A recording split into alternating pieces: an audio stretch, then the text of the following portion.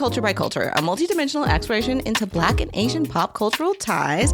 I'm your nail art hobbyist host, Delia, and today I'm so excited, like seriously so excited. This is an episode I've wanted to do and a topic I've wanted to talk about since the inception of this podcast. I am today joined by documentarian and director Adele Pham. Yay! Hello! Hello there, world.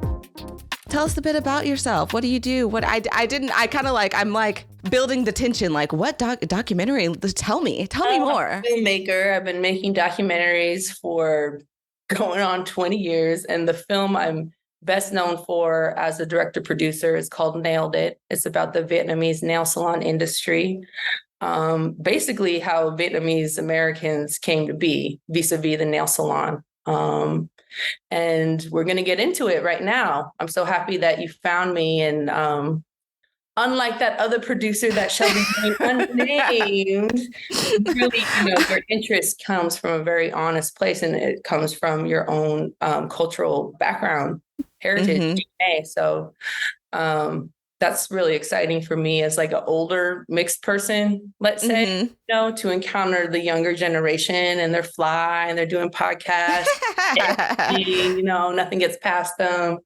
I love that. So happy to be here. No, thank you so much for coming. I'm like literally so excited. I'm going to link it. I always tell y'all, I link stuff in the show notes, but like, please, I'm begging you to go watch Nailed It. It is so good. And like, on I'm Tubi. not saying Let's that. shout it out right now. Nailed It. On Tubi. It's free. My name is Adele Pham. Please go watch it. It's so good. I watched it before, I got this podcast.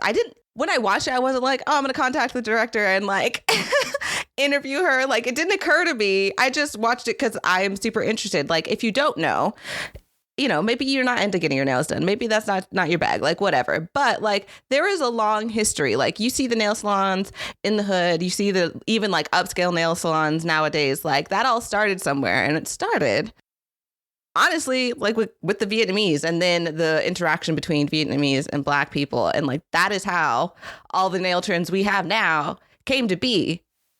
Flojo, hello. Anyway, we'll get into it. Because you're making me want to do nails right now too. I don't have my nails done, but I got these nerds, little press-ons. Yeah, from Marshall's. Do them. I do. I did my nails yesterday. You can't really see them. I know. Now you're making me I can't rep the film with. You got them painted. Okay, they're painted. Actually, this polish was pretty good, and I got it from a dollar store. So. We don't have time to get into the chemical makeup of the nail paint polish itself, but it's pretty interesting how much is private labeled and how much comes from the exact same place. Oh, I'm sure. I'm so sure. Is that Nailed It Part 2? Yeah, I should be, right? Absolutely. Come on, producers on this podcast. We need some money to keep it going. Absolutely. Watch the film and holler at me. To highlight for people, people have talked about, if you searched nail art history or nail salon history, people have talked about Tippi Hedren and teaching Vietnamese people how to do nails or whatever. You can find those articles. Those have existed. People know that part of the history. But what really gets glossed over is that interaction that if you're a Black person who's gotten their nails done, if you go into the salons in the hood, but that's very rarely covered. And the only person I could find that covered it at all when I was searching, I'm there's got to be somebody. There's got to be a historian, someone. Was Adele, and her documentary was the first one. So I just wanted to start with, obviously you set out to make this documentary. What was that process like? And what made you want to explore the interaction specifically between Black and Vietnamese folks as part of the documentary? Good question. Well, I'm Vietnamese, half Vietnamese. My dad's from Vietnam. And like I say in the film, he wanted me to get into the nail industry when I graduated from high school as a great side hustle. And who knows, I become the millionaire with the nail salon. And I poo-pooed it, So I did with classism in the film too, how I wanted to be seen by the outside world, reality. And now the reality of being a broke filmmaker who maybe should have gotten into the nail game in the 90s. So your parents do want the best for you, So that emotional pull was always there with me with nails, because somehow it's connected to my father, it's connected to my people. Most people just think, hey, we're all Asian, we're all Chinese, but I always knew that if it's an Asian nail salon, they're Vietnamese people. And I always wondered why did they all gravitate towards this one industry that embarrassed me at one point? Many of us did it, so you get older, you get more awake, you go to college, you get into debt, and you start to realize these things. And I mostly make social issue documentary films, if you will. And I didn't have a lot of experience being in the nail salon. My mom's American, she's white, she never got her nails done. So whenever I went, it was not with her. And maybe you have a different experience, because a lot of young women that start doing nails, it's through their mom or someone in their anyways. So I thought the movie I was going to make would be about the chemical effects of the products on nail techs. And as soon as I jumped into it and started doing my research, which you've got to do, through all my networks and Facebook, trying to find somebody who could be a good historian to get me started on where this came from. I met this woman, and she had the same last name as me, Kim Pham. And then the person that she puts me in contact with another person named Kelvin Saint Pham. My last name is Pham. It's like, we all Pham. And I like all these people, Great. And I'm in California. I'm learning about Vietnamese culture and on the West Coast. Even though I come from the West Coast, I'm coming back to my culture damn near 15 years later, to say what's up. So I was really learning about my people as I'm learning about the film industry, that too, the nail industry. And that's what really motivated me to keep going, because I don't come from money, and to finish the film, because I knew important historical cultural artifact, especially right now, that hasn't diminished since the film came out in 2020. Understand where we come from, where other people come from, and realize that we're all the same. So for you, it was like just going in with an open mind. So you didn't even set out to make the film that necessarily ended up being the film, but just being open to whatever you received is how it got made. Yeah. And you have to do that if you're a journalist or a documentarian. You can't go in there with an agenda. You need to really listen to the people you're put in contact with, and then figure out who's a character. And if you watch the film, Kelvin Saint Pham leapt out of the camera onto the screen. And as soon as I met him, literally how I document it in the film, I was doing karaoke with him in a studio above the salon within 5 minutes of meeting this fool. Amazing. You know what I'm saying? We have the same last name, and I'm like, okay, there's something here that I don't know about yet, nobody knows about, and it's entertaining as hell. And Kevin had been wanting to do a documentary for years too, because he sees it as well. So he's co-producer on the film. And I'd say that's something that's different about how I make documentary films. I really do make friends with the people in my films. That's the way to do it. Yeah. Well, they taught me not to do it that way. I went to school a long time ago. There was a kind of rigidity to how a documentary film should be made. And there is something super valuable about a totally verite film where you don't have, a voiceover or somebody guiding you through the thing. But my story is important too. And it helps you connect to the history that's being told, and that is ongoing. It doesn't end. We still have nail salons. Especially nowadays, I feel like in our social media age, people want that connection. So I feel like, obviously, as a filmmaker or a journalist, or even to some degree, much smaller scale, as a podcaster, you need some distance to be able to tell the story that needs to be told.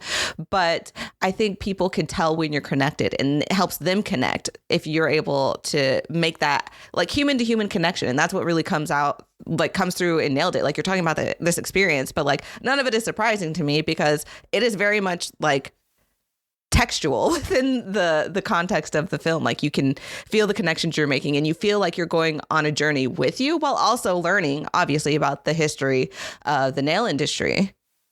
Right. And you connect with me as a person, not just because you're mixed, but that has something to do with it too. So Oh yeah, no, absolutely. I think, how you just explained the documentary film is how it's being taught more now, and how more films are being broadcast now. So I think that's a good thing. That's empathy. That's what documentaries really, I think that's why they're so successful, because you're able to empathize with somebody in a completely different world than you. And I feel like people get so tired, like my listeners and people on social media who follow me get so tired of me saying it. But I truly I get so excited about the guests that I have. I really just, I don't interview people I don't like. Like I interview cool people. Like there are a lot of cool people who are doing just such cool things. And I have such respect for the work that they do. Cause like we all have different parts of this like bigger story to tell. You know what I mean? We're all on our own journey, but we're on this spaceship together, and with everything going on, we know what's going on in the world right now. We better make those connections now. And I feel like that's what is happening like in the ethos of your filmmaking. And like, I don't know. Well, how about I ask you that first? Let's start there. Were you the originator as far as like uncovering the story of Mantrap and Olivet and Charlie? We'll explain it to the listeners, but absolutely. Because Mike Bo, Charlie's son, was the first person I interviewed after Kim Pham, and I asked him, I always wondered how the nail salon got to the hood, to the Black neighborhoods. And he's like, well, my mom's business partner, Olivet Robinson, is the answer, essentially. And, sometimes you are just destined to do something, to produce something, to be the one that sees that opening and to break it open. And I could have made the whole film about Mantrap. I need more money just to do that. I wrote a narrative script about it too. Nails was great. Nails was fabulous. And I would love to have Carucci in man, I'd love to have Niecy Nash in my thing too. The information is there. I put it out there for free. And plenty of people trying to pilfer and gobble it up without giving a sister credit. It's already out there in the world. And I'm really out there to build with people who are interested in creating the next Mantrap. Yeah, that's what I would love to see. So like when again, background, originally, like when I like had the idea for this podcast, like this was one of the stories. I was like, there is a story here. Like there's a connection there. Like I just had a list of like Black and Asian pop culture or cultural connections that I was like, these could be covered in the podcast in some way or form. And then that's how I found Nailed It. But then trying to find, because I'm a big believer, which you wouldn't think is a thing to like uncommon to believe, but I'm a big believer that like, I'm not trying to rehash work that's already done. I either want to build on it. I want to uncover some other facet of it. Do a TED talk for all these girl.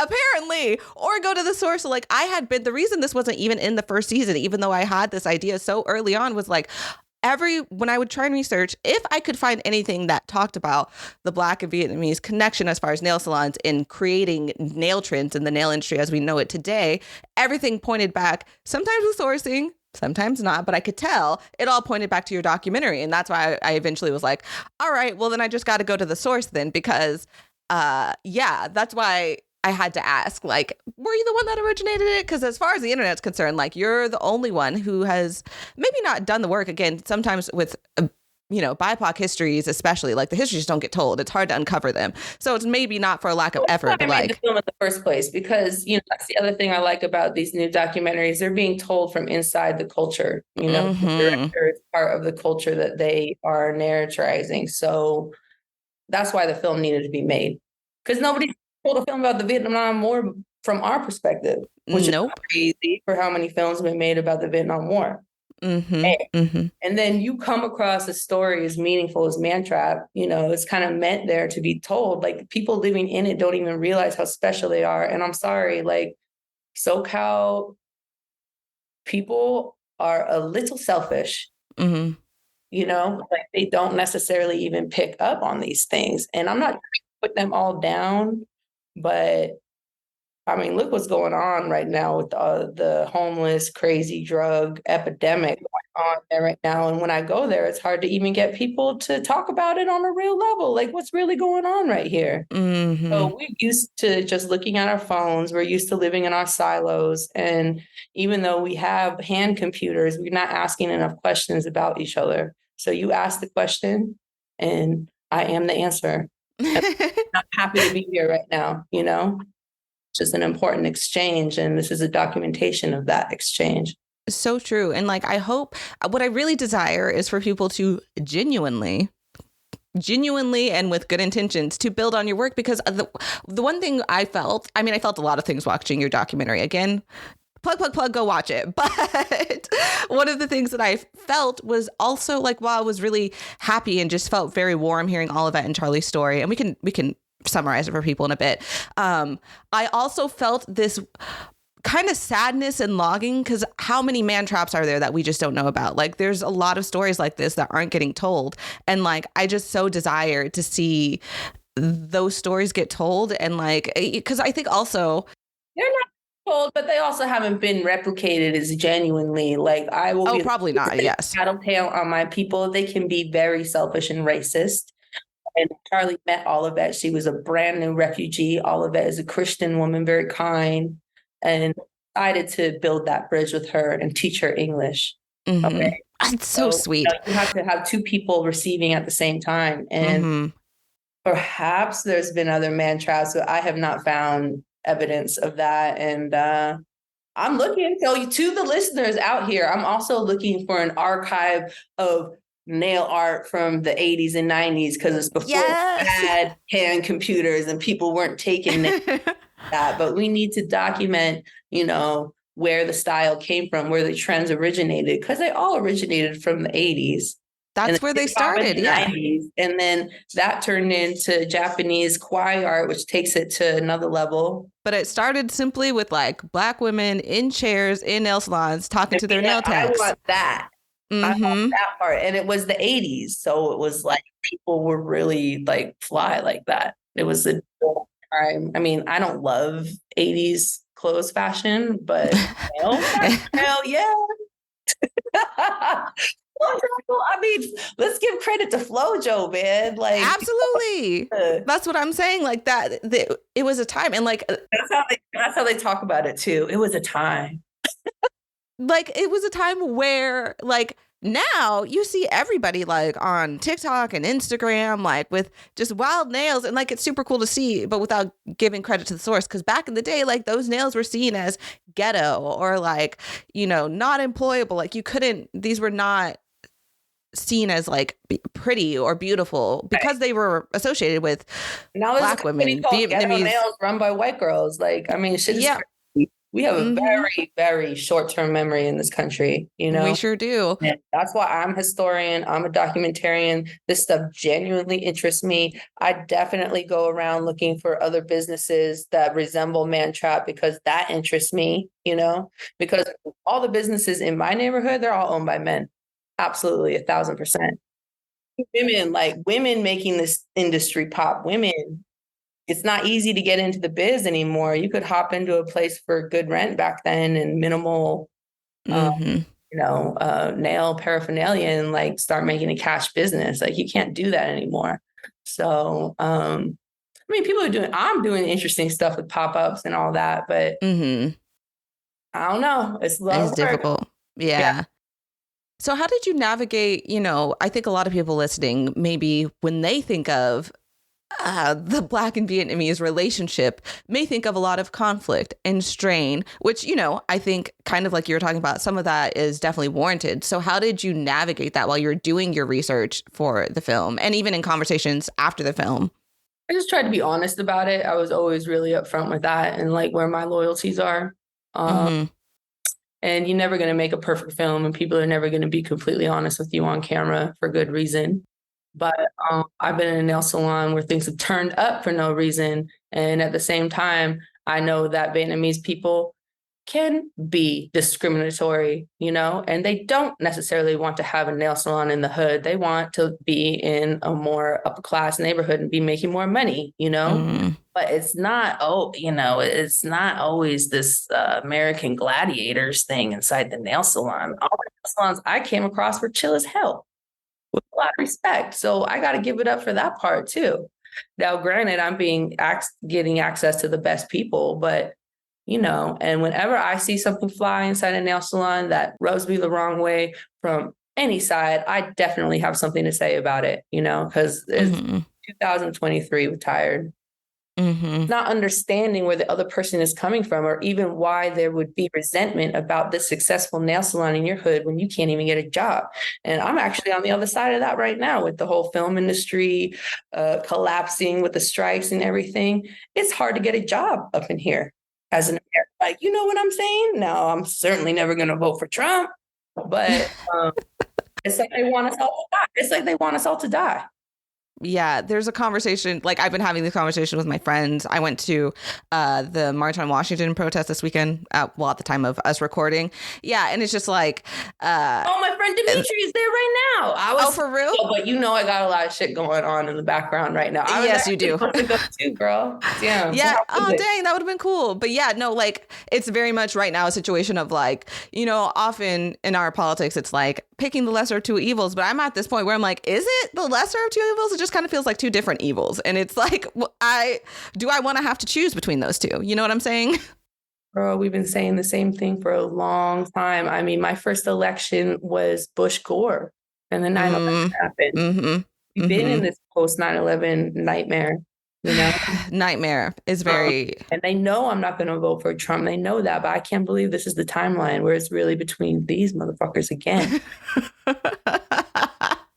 We doing it again. It's Groundhog Day. They get these Vietnamese people to vote for Trump because Trump is a bully and he projects that he's tough on China. So it's not all about being racism, although, you know, but like Vietnamese people hate China. They don't necessarily hate Chinese people, but China occupied Vietnam for 1,000 years. Right. Vietnam kicked out. China's always trying to creep back in. Not even creep, just come storm.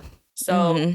you know, we need to understand so much these days. We got to get the internet popping. No more IG. No one's even on Facebook anymore. And like, the news is trash too. So I don't know where you get your information. Make sure you research that. Oh God. I mean, even everything that's going on in Palestine right now, you know, it's just crazy. Yeah.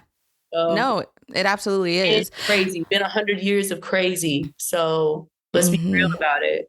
My dad's a refugee. He fought with the Americans because the communists murdered my grandmother. He doesn't get benefits for being a veteran. Refugee. And we all get played by the American industrial war complex. Absolutely. Military. Oh, 100%.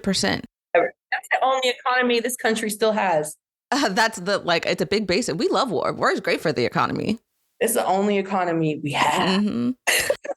It's real dark. And then to realize you're a product of that, you know, better or worse, it is what it is. You know, my mom's American and this and that. But, you know, I am a war baby in that my father fled to this country. He was able to get in because he was in the Navy, you know? And so, and my mom, when she met him, she was teaching ESL to Hmong people, Lao people. So she's not racist. So she was already kind of like open to conversating with somebody who did not speak the language. That's some hippie shit. So if anyone tries to come and take my story, ooh, I don't know. We're not letting it happen. We're not letting it happen. It's interesting to me, like, this is something that comes up a lot in the podcast, but like, you know, you were talking about how Vietnamese people, you know, often vote for Trump because Trump, you know, postures, let's be clear, postures as if he's tough on China. And they like bullies. They like that. They think that's change. They think that's fun. They like bullies. I mean, wow, I'm going to get a lot of hate mail, but let's just be real about it. And you know what? My dad is not a Republican. He has been an asshole in the past, but he never voted. And he knows how they play us. Please.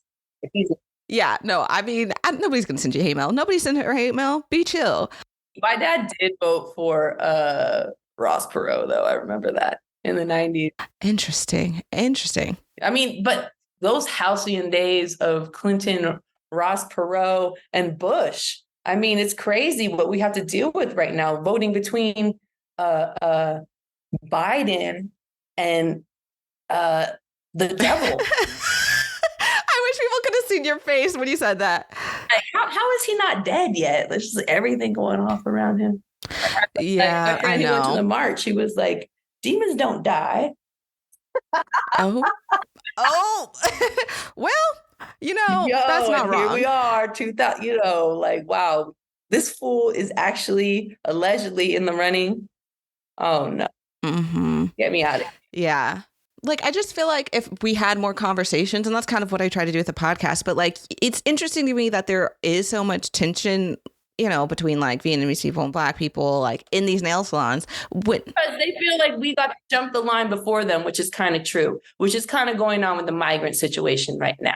Okay. They feel like we got in here and they gave us housing and they gave us jobs and they gave us support. And they certainly didn't give them any education about capitalism. This country was built. So they got here and they looked at who was at the bottom and who was at the top with no kind of awareness or education. Right. So it's always been that tension because we're out here starving. We're out here dying. And you just give them all this shit. Like, so it comes from there, resentment. And then you grouping us with all these other Asians who we don't even like. But it's interesting because, like, if you think about it, just like the optics of like every, some of these people once every 2 weeks are going to their nail tech, sitting there, and like people may like chit chat, but like nobody's talking. Like you would think. I met people who've been coming to Calvin for 20 years who still didn't know he was Vietnamese. I mean, I love him, but that kind of blew my mind. Yeah. I guess I just ask a lot of questions, especially if I'm sitting there like this, and I'm just going to be, It's really intimate, really, when you think about it. Like, you're really close, face to face. Like, how could you even not know this fool is Vietnamese? But that's part of the melting pot, too. Like, there can be some, because there was no animosity in his salon whatsoever. That never happened, right? Different kind of salon. But I just wonder, like, is the resentment so strong that it's just like this barrier? Like, people are not talking to each other. Like, the information gets through, or you have that connector, you have that Olivet and that Charlie person to keep it copacetic. It all dissipates. It really does. And at the end of the day, that's the customer. They're getting paid from them, So, you know what I'm saying? It's respect that you have to have that mutual respect. And the pandemic, a lot of salons closed down, but the bad ones, they can stay gone, I haven't really seen horrible salons come back. No, because how would you afford the rent?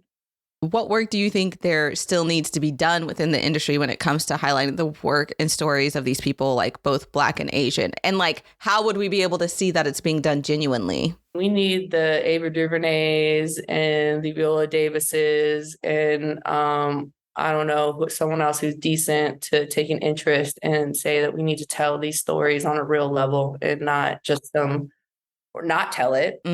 Because it can't all be on your sisters, to carry these films around for 7 years and produce them and writing on the grant, like we need some brothers to help out too, for real.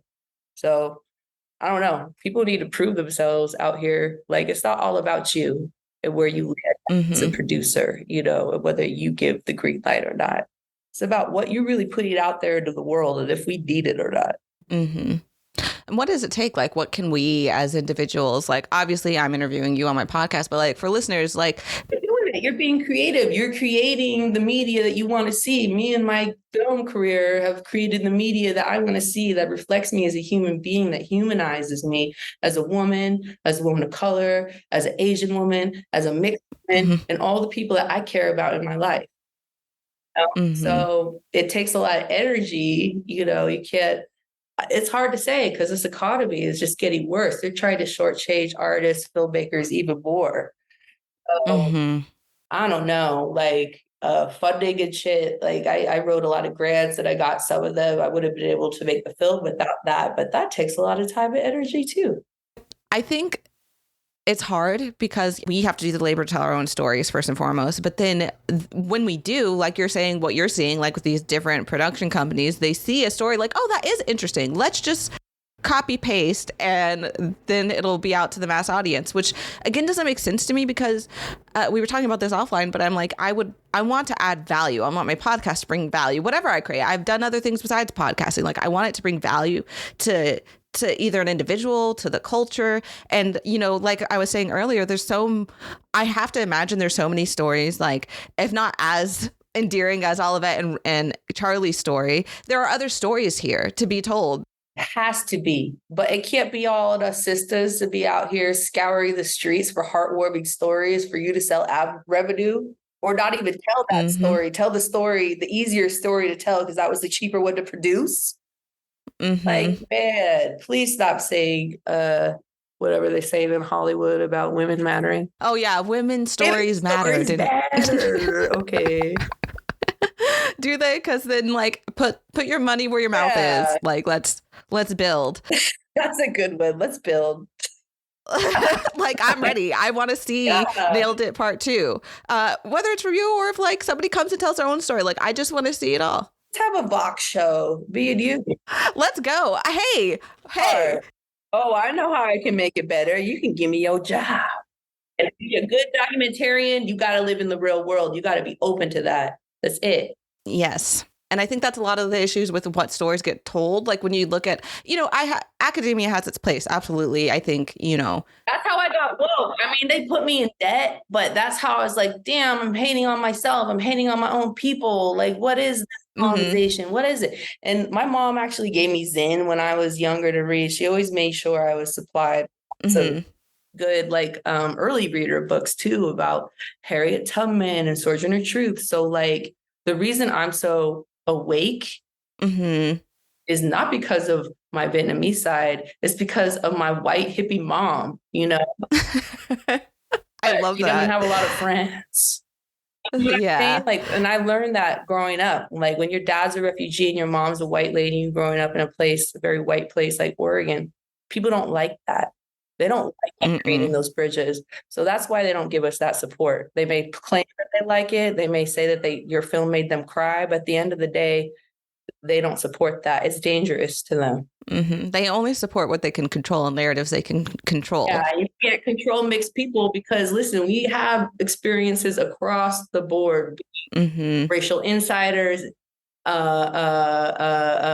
saying things in front of us that weren't meant for others. No, yes. It's a whole different experience. And like, again, let us tell the stories. Like, let's tell the stories. Write the check, baby. Let's go. Like, we're ready to tell the stories. I also wanted to know what you think about like the industry, because obviously Nailed It. It does kind of touch on like where the industry is now today, but like a lot of it's about the history. Like, do you think there's cool stuff and cool stories also to tell that are currently happening, or like where the industry is headed? Well, now I'm paranoid about giving my ideas away because. Oh, actually, that's so true. You do not have to answer that. I did not think about that. That is very true. This industry doesn't belong to Vietnamese people. It came to us at a time when we really needed it. So maybe think about the next group of women that is in line that really needs that help. And maybe there's some single mamas right here in the US of A. You know what I'm saying? Like, this has always been a single mom profession, something that you can do to make a living to support your kids. So maybe bring it back to that a little bit. Even Dusty was a single mom too. Like thinking about all these single moms that do nails, it's like, it's kind of amazing too. That's another story, you know? Interesting story. Somebody will tell it. Hopefully it's you. Better be you. I know how to share. It's other people that don't know how to share. Yeah. That's so true. I also think it's interesting where the in general, where a lot of the culture is headed with, you know, social media, culture is moving at the speed of light.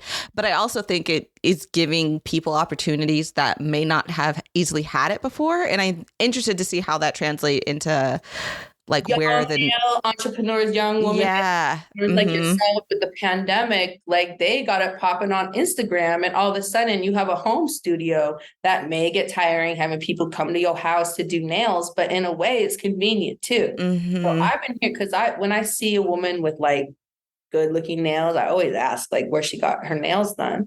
And more, it's like, oh, my friend, she has a studio in her apartment, you know. So it's less being inside the nail salon and kind of creating your own space as, you know, I mean, and I was looking at these little sheds the other day. I look at all these little food traps that we have in park, you know, all the restaurants have the right to build these little vestibules outdoor. Yeah, there you go. like, Vestibule. Let's liberate these traps and open nails.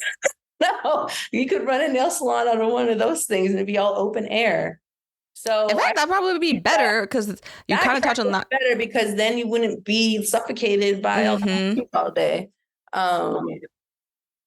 That's another issue in the film. Like, you know, salons that have proper ventilation, which, okay, if we can drop bombs all over the globe, we can do that part. And I think at that point in the film, if we can develop Agent Orange, we can make sure salons aren't toxic, you know, because they are. It's when you see the actual research and stuff, it's staggering how, you know, again, it's interesting that we bring this, it's a tale as old as time, really, isn't it? We bring this refugee population over and we're like, hey, there's a labor we want done. Because we're willing to do anything. I mean, that's why people are making marks out of people coming into the country still now. I mean, all the argument about Mexico and the migrants and all that. You know, the man's paying them $5 let, you know what I'm saying? So that's what's going on right now. And the way Vietnamese culture is, some of the war trauma is working yourself, just making money. So your instincts are working against you. At the other time, on the other hand, the studies they can be staggering, but no one has actually done a long-term study and really followed these workers to see what their health outcomes are, you know, and with reproductive health and everything. So it's easy to soapbox and gaslight without really getting in there and being like, all right, well, then we need to make the change to make sure that this doesn't happen anymore. You know, everything but actually doing something. That's the problem I see out here. You know, you can make all these videos about how toxic the nail salon is, but you don't even put in your little report what the next step is to do to actually make a change. Europe has products that are safer and better, and we don't. Just because America's trash, like, we're tired. And I think about that too when I see like new nail trends that involve like new, who knows what, chemicals, you know. It's all rehab shit. Dip nails is acrylic nails, baby. Yes. It's all the same. And you can get the dip set from CBS and do your own dip. There's no different. You just put a nail form on there. Anyways, it's all been redone. Dipping, maybe the fumes are less though. So yeah, I'm into dip. But even the gel that you can't smell, when you file that down, the dust is so fine, it can get into the mat. You inhaling that all day, you know, you need to constantly be cleaning, and you need to make sure that your HVAC system, your ventilation system is popping, and it costs money, you know? So one change that maybe is happening is that business owners are seeing that the salons that make these physical changes are doing better business wise. And then somehow it being the dollar leads. Yeah, it's just the way that it is, you know? So that's kind of it. And then with the pandemic, you know, it was funny. I had people reaching out to me, like, because you know how the hospitals were running out of PPP. Like, many nail salons that can give up their masks. I was like, no. There's that nail salon there were nail salons that were making masks for the PPP people, because a lot of Vietnamese women are good at sewing and stuff like that, you know? So that's a story that was never really told either. And these people are very patriotic. So when the pandemic hit, they really wanted to help out and stuff. But the way it unfolded, it was impossible for a lot of them to stay in business. A lot of good ones closed too. And the people that were ready to retire, like, it's hard work. So that's what didn't they call the pandemic the grand retirement or something? They had a funny name for it. Yeah, it was something. They did. It was like the great, I don't know, great quit. Yeah, something like that. But yeah, a lot of people quit, left their jobs, left their careers, retired. Left nail salon work. Like, man, this is too crazy. And that actually happened after 9/11 in New York City. That's why there's not so many Vietnamese people here as there were before. Hey, it's cold, it's hard life, but when 9/11 happened, there was no way to make money, and don't own the real estate. Other Asians, Chinese own the real estate. So you're going to move someplace where your people are at and start over. Like, why are you going to pay rent here? It's crazy. That's why they're not here. Vietnamese people are smart. While you sit there in New York. Just by the grace of God, the city is hard as hell, but the West Coast is even wilder than it is. Oh God, it's wild. It's just getting wild to try and survive here. Wilder. Yeah, it's getting wilder all the time. So small business safety is a big thing too. Getting robbed, all that shit is real now. Oh, for sure. All day long, Oh, no, absolutely. And that's why I think maybe the future is going to be influencer led. As far as the nail industry, will be influencer led. I like what you're saying. Get yourself a little spot, a little truck, a little vestibule, and just do nails. Own it yourself. And work your following, hey. Because there are big nail influencers. There's one, I cannot remember her name. I will link her in the show notes. If I'll find her. She's done Megan Thee Stallion's nails, a lot of cool looks. Coco. Yeah. Coco Michelle. I reached out to her agent ages ago because I was making I was trying to get Viola Davis to fund something we were doing. It didn't happen. Mm-hmm. Anyways, but we reached out to her because we wanted her to be a character.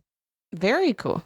Girl, I've been there. My mind been there for years. It's other people not meeting me with the cash money.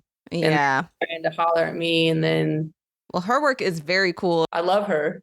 I'm not on Instagram anymore. Listen, I'm kind of banned on Instagram. I got scammed. I thought I was helping a younger Vietnamese friend of mine. Mm-hmm. Anyways, so you can follow me on Instagram, Nailed It Doc, Nailed It. See, but I can't log in, and I don't really care. I'm glad I'm off Meta. It's just I need it for my business. Mm-hmm. Yeah, to get connected with folks. I love just not. I'm older than you. I didn't have a cell phone until I was a sophomore in college. Mm-hmm. It's really. It's I'm living in the 90s right now, except we're doing Zoom. Yeah, we're doing Zoom, and I pulled you out of the 90s to come on a podcast. I'm just real quick, will you talk to me? And I did my nails. Oh, you sure did? Wait, she really did her nails. Oh, I'll try to screenshot it from the video. Period. Those are nerds. That's so cute. Yeah, so cute. Marshalls. Doing nails in real time. If you've been offline, I do wonder what has the reception, because obviously it's 2020, then the pandemic happened. Do you still get feedback about Nailed It? What has the reception been good, or people well, that's not how it is in my town? Or reception's always been good. Always. And Black women have been some of my biggest let's go, you know what I'm saying, more than my own people. How about that part?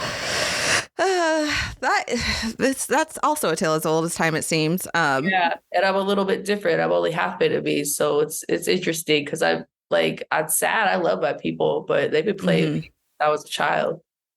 Yeah, I mean, I'm Black and Cherokee, so Native Americans too. So I feel it. It's real. But you see my dad in the film. We don't play games, so I'm not used. It always rankles me because I'm not used to being treated any sort of way. And that's so interesting to me because the majority, obviously, I brought you on specifically because you uncovered all of it in Charlie's story, and it's an amazing story. But in general, the work you do in as important as a Tippi Hedren story, if not more. No. But you do so much other good work too, telling the story. You cover, again, the chemical exposure for Vietnamese workers. You cover the history of I forget his name again, but started the first nail school. Who recently passed away. Yeah. Oh no. Yeah. You got to capture these stories now because time keeps marching on and people get older than you think. It's crazy, so it's so important. If you feel the urge to get your grandma's stories, to do all it, these stories, to do it, just do it. Just get a decent, whatever. You can holler at me if you're really interested in that. People out there in the world, because, and then they're gone.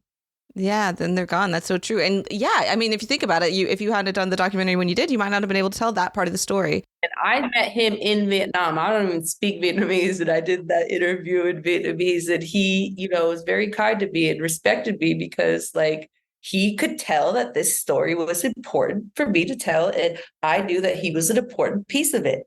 Mm-hmm. Mm-hmm. So, man, I met him in Saigon. If you haven't seen the documentary, go home or click off of this, go watch the documentary and like tell folks about it. Because again, I think it's important that these stories get told, but also like who knows what other stories get uncovered. Like that part. So holler at me, please. If your family's been getting their nails done forever and you have these pictures, or you even just have stories about that nail salon that everybody went to, holler at me. I would, because I'm still putting it together. Not to let you know too much, but I'm writing the book, so they really can't mess with me then. Mm-hmm. And I would love to find a trove of nail photos that back up the story that I know is true, that I'm telling and nailed it. You know, it said, this comes from the hood. This comes from Black women's culture, fashion, you know, and I think that gets glossed over a lot. Black women get glossed over a lot, and definitely in contributions or the making of fashion. Now you got nails like this all over the runway. You know what I'm saying? It's interesting. Interesting how that happens. People wearing nail jewels, like piercing their nails. It's like, well, the Japanese took it to another level with that. They sure did. Nail art, you know, so that's what the Japanese do. And then it came back, but you know, where it comes from, watch my origin. I really believe that. Yeah. Watch the film. Because it also comes from Hollywood, like horror nails on the sets of Hollywood, because they were using dental acrylic to make those forms. So, you know, there's even more that I didn't get into in the film. And it all needs to be uncovered. And like, I don't think, you know, you have to be a filmmaker to uncover the stories in your own life. Like, just like gather the stuff, reach out to Adele, or even if you're like, that's too much, I got a whole life, like to still archive it, put it somewhere, like, you know, write the story, put it somewhere. I think that's so important. And like, I'm not going to like, I just interview people, but like, even that is like doing that work a little bit, you know, like you're doing the work and you're asking the right questions, and, you know, got to let those stories be told. You got to ask the questions. If there are funders or people with photo archives, how can they get at you? Where are you at? naileditdoc.com. naileditdoc.com. And there, email. Send your photo archives, send your funders, send your ideas. It takes community. So hopefully these people get at you. And thank y'all for listening. I hope it was as much of a blast as it was for me to talk to Adele. And go watch Nailed It. Please tell me what y'all think of it once y'all do. I'll even put a little, if you're listening on Spotify, there's a little question sticker. I'll even put a question sticker. Y'all let me know what y'all think of the documentary and tell me how much you loved it, because I know you will, because I did. And you can also let me know at Culture X Podcast on Twitter or Instagram. And until next time, keep it chill and keep it nerdy.